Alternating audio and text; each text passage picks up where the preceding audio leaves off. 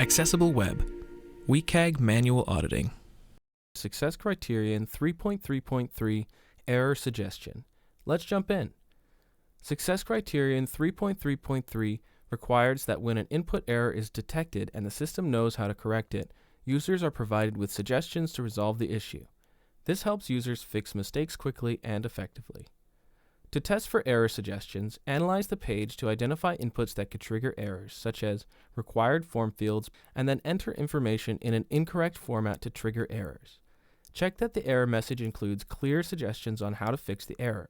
For example, instead of just saying invalid password, it should say invalid password. Passwords must include at least 6 characters.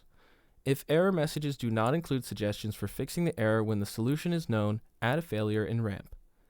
And that wraps up testing for Success Criterion 3.3.3 using RAMP's Audit Grid and Chrome extension. Providing clear suggestions for errors improves usability and helps users complete forms successfully.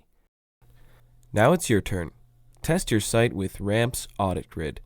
Try it free for 14 days using the link in the description.